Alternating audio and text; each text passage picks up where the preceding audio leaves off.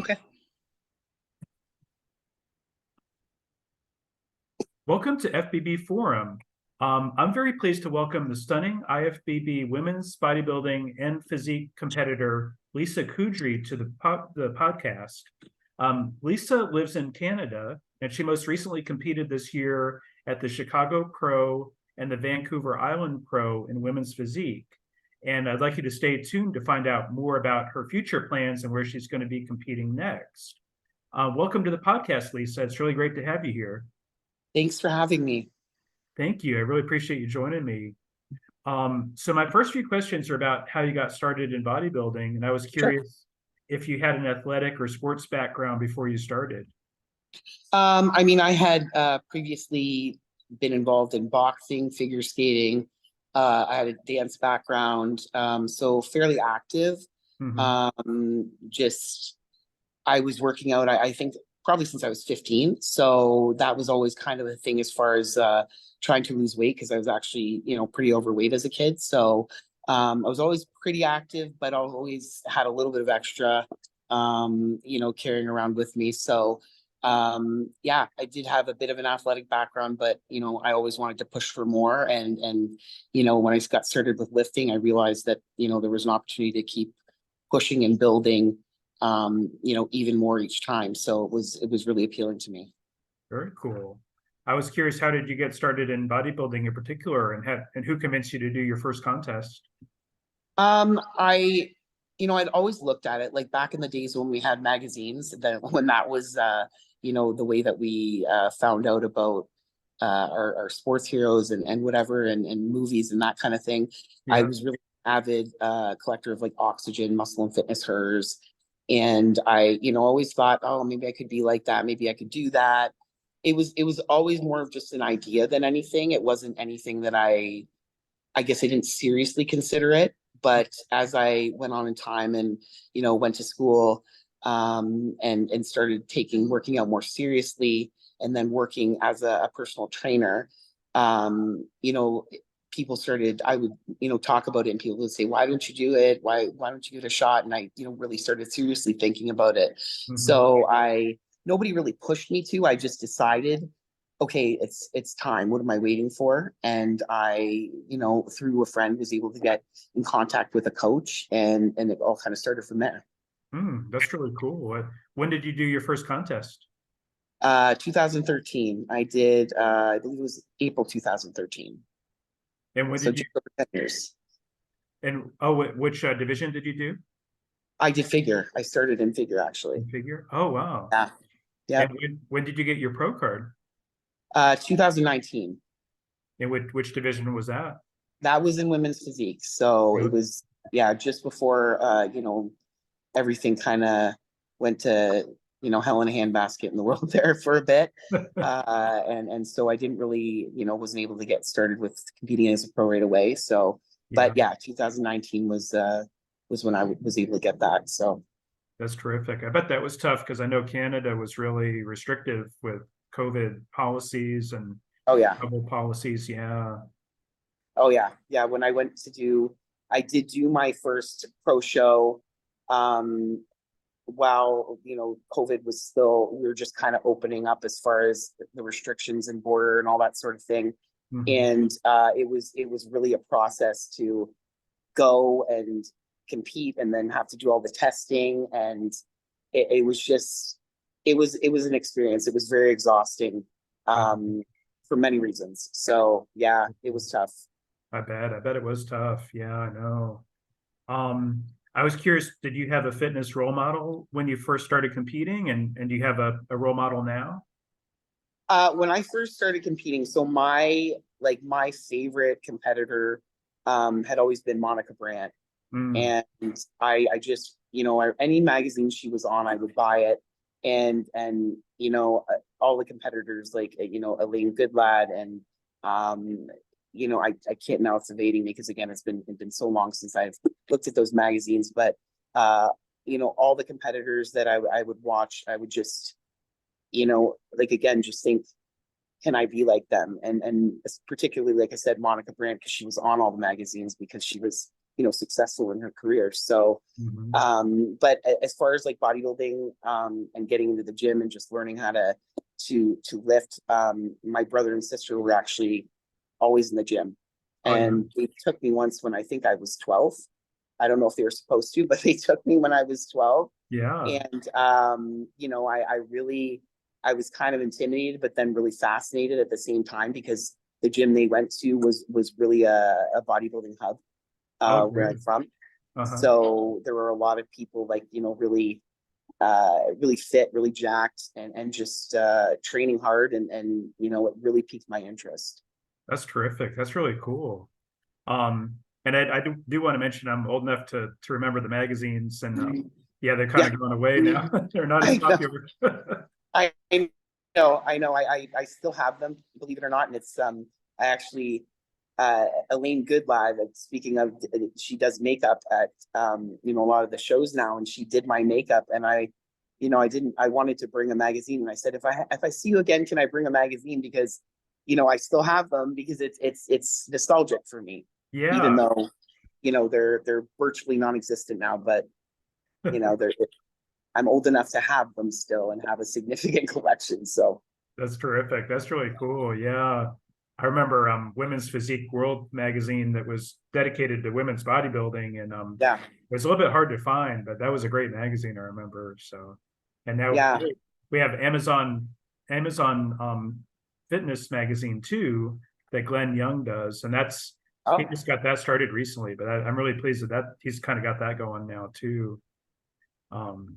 So I was curious, when you first went up on stage in a bikini, were you kind of nervous on stage, or you seem to be pretty confident now, but I was wondering how you felt when you started.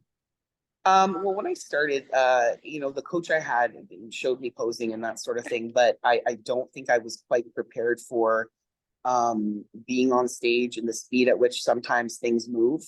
So I felt prepared, and I did feel, I felt a little odd, just like every time you compete, like it's a new experience, and it's a little odd until it becomes old hat to you and you've done it enough times. Yeah. But I remember being on stage and just feeling like, Bambi on ice, because, it was like quarter turn to the right, quarter turn to the right. And I was just so behind and just kind of like scrambling to get into place. So it was more just a kind of being, like deer in headlights thing than anything. It wasn't, I don't think I had time to be nervous, because it was so fast moving. Yeah, but I don't think I ever really lacked confidence. I don't have an issue with being in front of people and being on stage. And like I said, but it's just grown into more confidence, obviously, as time has gone on, and, being on stage a number of times. So that's great. Yeah, very cool. Yeah, I would think it would be, until you kind of get used to it, it would be a little bit nerve-wracking. But yeah, once you kind of get used to it, it's not so bad, and you know what to expect better too. So absolutely. Yeah. My next few questions are about competing, and where and when do you hope to compete again?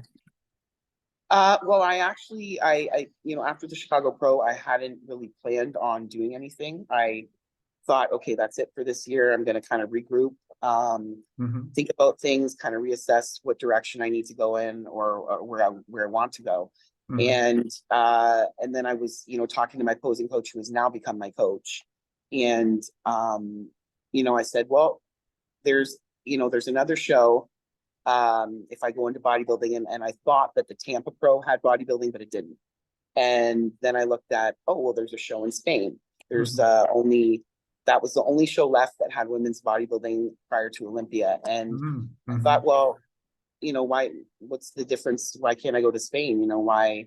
It was kind of a joke at first. I'm like, oh yeah, I'll go to Spain. But then I thought, I looked at, I started looking at plane tickets and things like that. And I'm like, you know what? Why not? Why not go to Spain? If anything, I'm going to be in Spain. So, it was just, I thought, okay, I'm going to do bodybuilding. And if I want to do bodybuilding, well, I have to go to Spain. So, that's the plan. September 17th is the date. So that's when I'm going to be on stage next. So that's terrific. That's great news. Yeah, no, I'm looking forward to seeing you on stage too. I'm looking forward to it. And as I mentioned, kind of pre-call, I'm glad you're doing women's bodybuilding too, because there's just not, Yeah, there's not that many competitors and not many shows too. So I think that's great that yeah. you're gonna do that. Yeah, and I always think you look really great on stage anyway. So Thank you. Thank you. yeah. Now, you've competed, of course, in women's bodybuilding and women's physique in the Mhm. past, couple of years. I was wondering if you have a preference for one or the other, and what did the judges say works best for your physique, do you think? You know what? I don't know that I necessarily have a preference. I guess um, I love both categories mainly because, there are more complex poses, and also I love doing a routine. To me, that's like my favorite part. I Mhm. love coming up with a routine and performing that. And, um, again, I don't really have a specific preference. It's just more of a confusion about where do I belong? Because, Mhm. the poses, some of them are similar, some are not, of course, not exactly the same. Mhm. But again, even with respect to the judges, I've had kind of like again a mishmash of opinions because it's Mhm. subjective, right? Everybody has an opinion, and it's tough to know, who you're going to be judged by at each show because every judge has a different. There is a guideline, but everyone looks for something a little bit different. Mhm. So, the feedback again that I got was helpful, but at the same time confusing. So, you Mhm. know, I guess it was at the end of the day more of what do I want to do because that I didn't really get a clear and concise answer as far as this is the direction you need to go. So, I understand. yeah. You kind of find it a little frustrating. There's somewhat of a blurred lines between the two divisions in terms of the criteria and the look that the judges are looking for. I think yeah. I mean, I can't say no because again, it's like I said, because it is a subjective sport and we're being judged Mhm. by people, by of course experts in the field, but inevitably, again, we're being judged by people. It's not like you just score a goal and Mhm. you win the game. So it's a little frustrating because again, like it's this isn't the first time I've experienced this. When I first started competing and was doing figure, women's physique had just become a category. And, Mhm. as I got more conditioned and bigger, I did worse and worse in figure. And Mhm. nobody said anything to me. I just kept doing worse and worse and getting more frustrated. Mhm. So uh, it's frustrating, but I guess it's all a learning process too. Like you win some, you lose some. I mean, that sounds like really simplistic, but at the end of the day, I do it because I love it. Mhm. So it's a matter of yes, obviously I don't want to do badly. I, would prefer to place higher, Mhm. than I have, but um, I try not to get too frustrated because all that does is it just takes away from, my focus and my kind of like my tunnel vision when I have my eye on a certain competition. Sure. So there is a level of frustration, but I try to let it go, take Mhm. it for a second and then, be frustrated and then, okay, what's next? Mhm. Yeah, I totally understand that. It is tough being a subjective sport too, and it all really depends on the judging panel for that Exactly. certain show Yeah. too. So, and they vary, of course. They have varying opinions on what they want to see. So, yeah, Yeah. that makes it tough, I think, on the competitors. But I was curious, in terms of what's your favorite muscle group to train, and what's your least favorite? And I think your physique is just amazing and it has excellent shape. But I'm Well, just thank you. curious. Um, you know what? I think it varies day to day. I don't know that I have, you know what? No, my least favorite to train is shoulders. Uh-huh. I don't, I guess because, when you're pushing like a weight above your head or whatever, and if it's not going up, that's it. You know what I mean? Like you can't really, you Yeah. can get around it a little bit more when you're, working your back and pulling and all that sort of thing. Um, so I guess it would be shoulders, but at Mhm. the same time, because that's my least favorite, I think I tend to push myself even more in those workouts because I Mhm. know that. So I Yeah. don't want to slack on it for that reason. Mhm. I don't know that I have, sometimes I have like love-hate relationship with doing leg workouts. Mhm. Um, because, there are days when the leg workouts aren't always, well, any workout isn't always, what you want it to be necessarily. But I think on a good day, I love leg workouts because, being able to, squat a certain amount of weight, deadlift a certain amount of weight, and then just know that you can put something on your back and stand back up again with it. Mhm. It's really a great feeling to know that, the strength is there, and that, the capability to actually do something like that exists. So, Yeah, it is. That's really impressive. It seems like it's hard to walk around after a leg day, though. Sometimes you're just kind oh of, yeah, going downstairs is interesting. oh, And I bet. I have quite a few to go down in my apartment building. Oh, you do? But Oh, yeah, well, you know what? I just look at it as a, extra way to get the blood flowing. So yeah, that's true. That's a good thing. That's true. yeah, I bet I have to that. look at it that way. I was thinking you might have to go backwards too on the steps because it's just too painful to walk. Oh yeah. I mean, you know what? I haven't tried that one, but maybe next time we'll see. See if that makes a difference. Um, my next few questions are about family and home life, and I was just Mm. curious, what do your parents think about your fitness career, and are they supportive? Well, unfortunately, both my parents have passed away. Oh, I'm sorry. Okay. Yeah, no, they've been both gone for 5 years. And Mm-hmm. my dad, I wasn't particularly close to him, but my mom was just, my biggest cheerleader. 100% on board, and just like, she just was so proud. I could see her beaming. And then, even after she passed away, I would hear from people that I would just see out and about, and, like, oh, your mom would always talk about you, and she was so proud. And so Mm-hmm. she was 100% supportive. And I still, I carry that with me, because I do remember, just having that feeling of making her proud, and, how that made me feel to know that she felt that way. Mm-hmm. So, Yeah. and yeah, so I mean, I do have support. My brother's super supportive. My sister's supportive.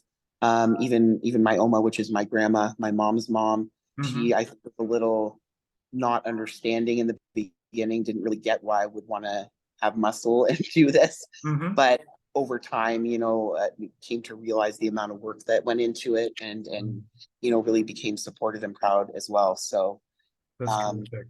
yeah, Yeah, that's so important, I think, to have that family support and know that they're rooting for you, yeah, and for yeah, sure. yeah, that's terrific. That's good. And I was curious, do you have any kids? No, I do not. I have a dog. I have Oh, a a dog? dog. Oh, very cool. That's my kid. So Oh, that's yeah, awesome. Yeah, very cool. no, no, there's just kind of no time for that. And then the dog comes to work with me a lot, so it makes life a lot easier.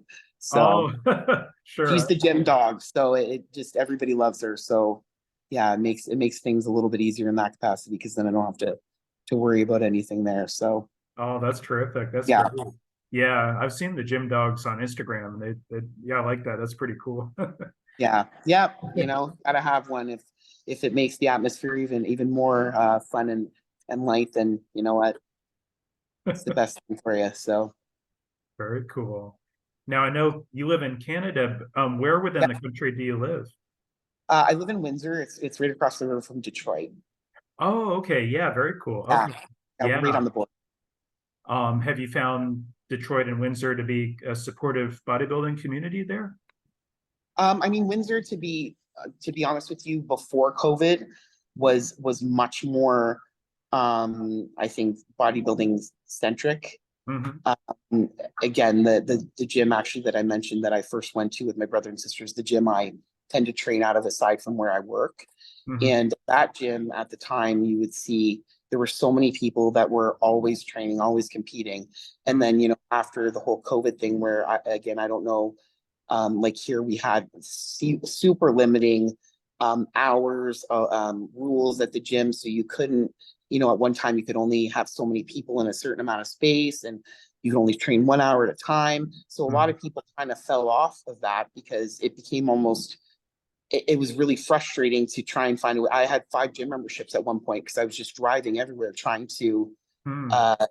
not only stay in shape, but again, get ready for the first pro show that I did. So, Yeah. um, Mm-hmm. yeah, it's, I think, as far as Detroit goes, I mean, in Michigan, I know like Andrea Shaw trains out Mhm. of one of the gyms there, and you know, I haven't gone over there as far as training too much. I go there more for shopping than anything, Mm. because there's a lot more variety in that kind of stuff. But Yeah. um, you know, I do know there is a community over there that's very supportive. Okay. Uh, Great. yeah. Yeah, I bet it was tough during COVID, and I know it just, especially in Canada, it just seemed like it was really restrictive, and Oh yeah. it was hard to Absolutely. get to the gym. And I know some Mhm. folks who kind of did a little underground gym Oh action. yeah. Yeah, Oh yeah. because you didn't have Yeah. a choice. You just had to figure out some way to get in the gym, and but yeah, I know it was pretty restrictive. I know it made it tough for the Canadian bodybuilders for sure. Oh yeah. No, at one point we were training. I have two friends that are competitors as well, and we were training out of um, the barn of my friend's father-in-law's farm, Really? because he had, yeah, her husband, who's also my friend, had all his old equipment from when he was a teenager in there. So he just kind of cleaned it up and set it up. So we were working out, doing leg workouts, you know, in 100-degree weather in the summer. And, but you know what? We got it done. And you know, I said, there's no way I'm letting all this work go down the toilet, you know? Yeah, So we figured it out.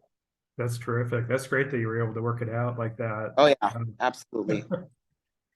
I was curious, do you find it hard to kind of juggle the demands of work life and bodybuilding and home life? Absolutely. Yeah, I bet. I'm not really great at that. I tend to be really reclusive when I'm getting ready for a competition. Yeah. And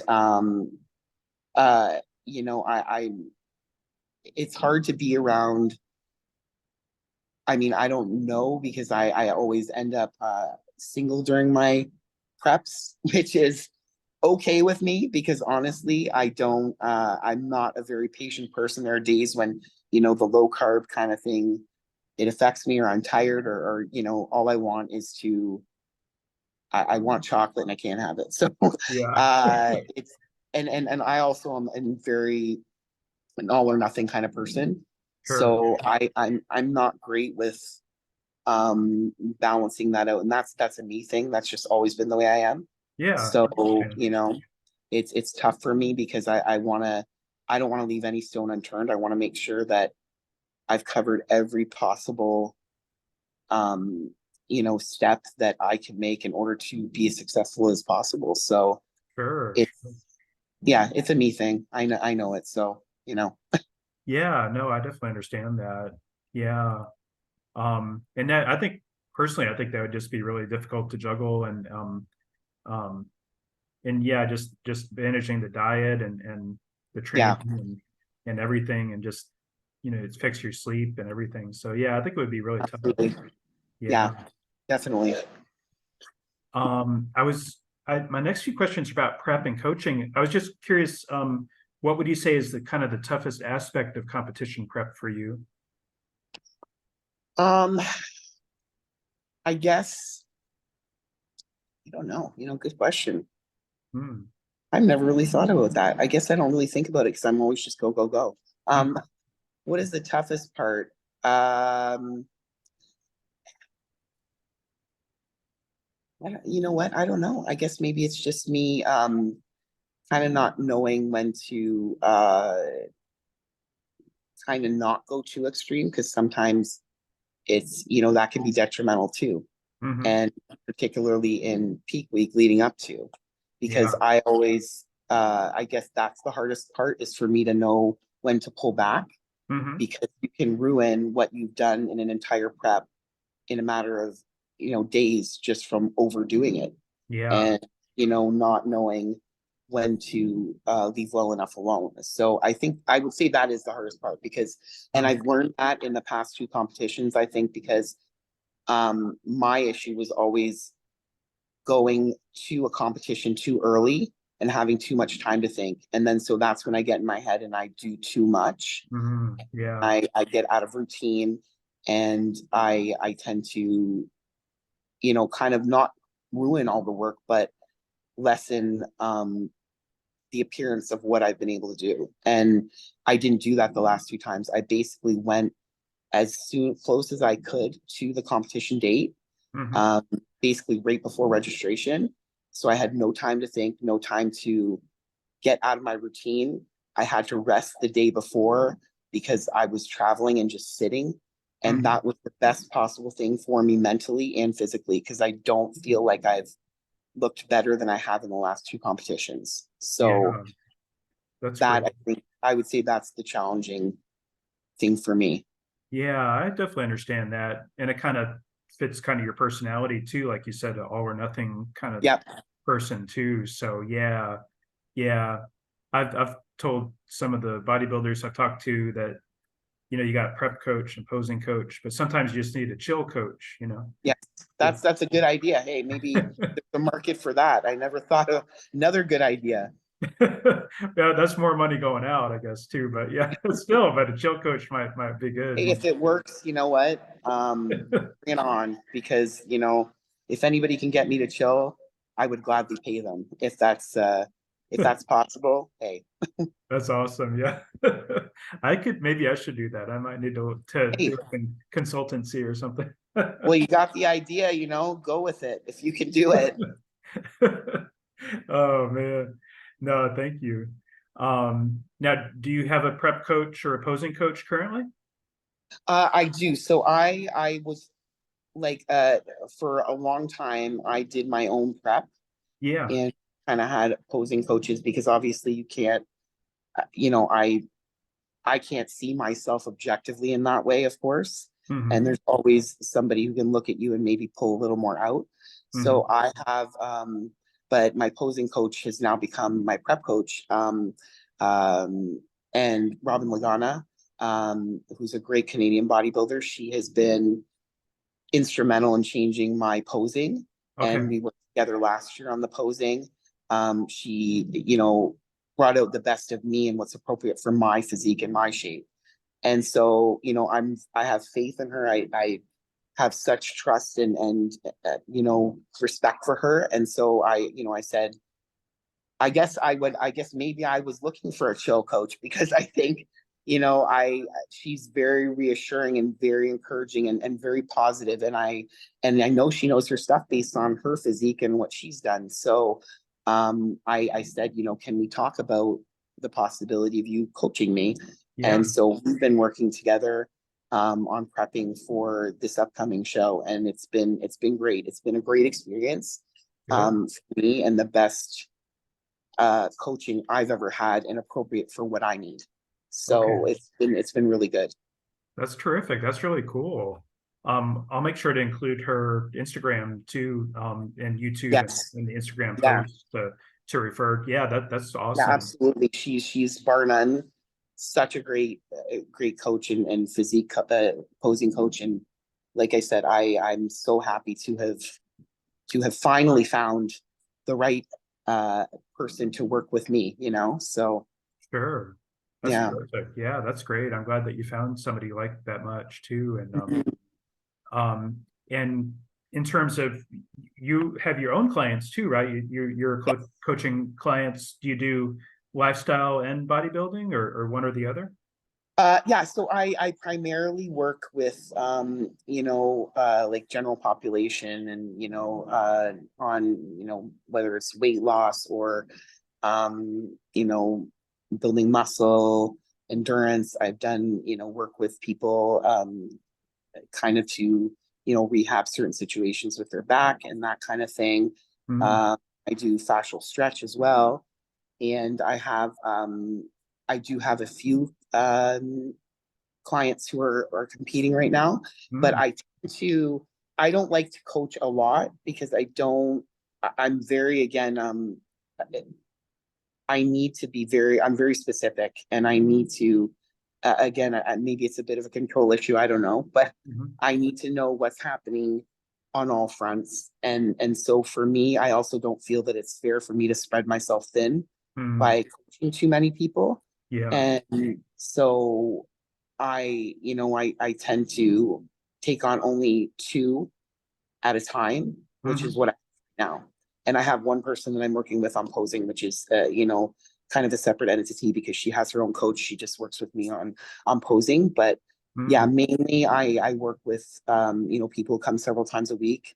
And I have again the two clients right now that are competitors. So it's great. a that's a good balance for me. That's like I said, that's gives me that ability to focus specifically on the facet that is necessary for competition, and then on a daily basis focus on my clients that are coming in for more lifestyle and health reasons. Okay, that's terrific. Yeah, I think that's good to keep it a manageable number too. And yeah, I think that's a good idea. Um, we don't have too much time left. We have about 6 minutes left, but I have a few more questions for you. Mhm. Now I was curious if you could give advice to up and coming bodybuilders who are looking for a good coach. What would you say? I think what you need to do is talk to people who have worked with the coach, and again, you might get um a different reaction from anyone, right? Because it's just like, again, that's subjective. That's someone's opinion. But Mhm. I think if you know someone well and you like the direction they've taken their career, what they've done on stage, Mhm. that's a good resource to find out. Because when you look at someone's credentials, that's not necessarily telling the whole story, because you Mhm. need to be able to work well with somebody personality wise, and their coaching style has to fit what you need. So if you're somebody who needs somebody to tell you absolutely every little thing, and that's good with you, then you need to find somebody that does that. But if you're someone like me, who that drives you nuts, and you need somebody who work with you, then you have to find out what the coaching style is in order Sure. to have your have the most success. Mhm. Yeah, So very good advice. Yeah, I think that makes a lot of sense. Um, I think one thing that's come up on this podcast is just you have to be comfortable asking questions and kind of, but still looking out for your own health and absolutely, yeah, for sure. yeah, definitely. No, thank you. Um, I was curious, do you kind of find it hard to keep up with the demands of social media? Because I bet you probably get a lot of DMs from fans and just like post, comments on your posts and that kind of thing. Yeah, I mean, I do, and again, it's exceptionally hard for me during a contest prep, because I'm obviously there's more going on. More of my day is taken up by training, more of my day is taken up by meal prep and all that sort of thing. Yeah. So on sometimes, I don't even think about it. It's not something that even enters my brain to go on to social media and to check. I mean, for instance, the first time when I was supposed to meet with you, last, I didn't even see, totally slipped my mind. Again, I apologize about that. Oh, no Um, problem. No but problem at all. my brain is just in another direction. So I Sure. find it hard because it's not my first inclination to look on my phone. Because again, we're talking about remembering magazines. Well, I didn't grow up with a cell phone in my hand, Yeah. Um, Uh-huh. so it is tough. And again, only because it's not my first thought. It's not my go-to in terms of entertainment, or in terms of um, just distraction. So Yeah. it's more of a just the like I said, that I just don't even think about it. So it's more challenging because I have to remind myself to, oh wait, you need to go on there and look, because there should be updates, so that, or you're answering questions from people. And so that's my challenge. But again, it's just because I'm so focused and so laser tunnel vision, that I don't see anything else on the side that I Sure. might need to address. So Sure, I understand. I was curious, do you find it's better since you're only 4 weeks out or 4 weeks approximately from a show to stay away from Instagram because you don't want to see other competitors? You don't want to kind of get that in your head? yeah, I mean, I that is something that I absolutely do, because I am the kind of person where if I do see like a competitor list or something, I will go and look. Yeah. So I don't even want to tempt myself with that, because I Yeah. need to just focus on me. Because Mhm. at the end of the day, I'm the one on stage posing, I'm the one doing my routine, and whatever anyone else does doesn't affect what I'm doing. So I need to, again, again become a little bit reclusive in that way, because I don't want to tempt myself in any way to be distracted. Sure. So that's how I go about it. Yeah, totally understand that. I think that's a good idea, a good policy, because you've put all this work into it, and you don't want to get it into your head, as you're approaching a show. You need to focus on yourself, I think. So Yeah, no, definitely. yeah. Well, since we're almost out of time, I was wondering, would you mind doing a quick flex for me? But like I mentioned, you'll have to talk while you're doing it. Get a good. Do you want me to talk one? There's a flex. Is that good? Can you see it? Uh-huh. Can you see it? Yeah, that's great. Thank you, Lisa. No problem. Yeah, you look great. You're going to do awesome in Spain, and I'll be rooting Well, for you. from your mouth to the judges, let's hope so. Oh yeah, I think you'll do great there, and I'll definitely be I rooting hope for you. so. I hope so. It's either way, like I said, I'm going to be in Spain, so I can't really complain about that. So Oh, I know. I think it's that Alicante. I think it looks like it's really yeah, beautiful too. So that'll be a nice yeah, place. I'm looking forward to it. It's right on the water, and I'm a water person, so I'm up for it. That'll be really nice. No, I wish. Absolutely. Yeah, I wish you the best there, and Thank you thank so you again much. for this interview. I'll get this posted. It might be tomorrow morning. Okay, And but I'll get you tagged and tag your coach and everything too. perfect. But no, Perfect. thank you for taking the time. Really appreciate it. Absolutely. No, thank you for taking the time to interview me. I appreciate it. Thanks, Lisa. No problem. Best wishes at Spain. Thank you so much. Take care. You too. Bye. Bye.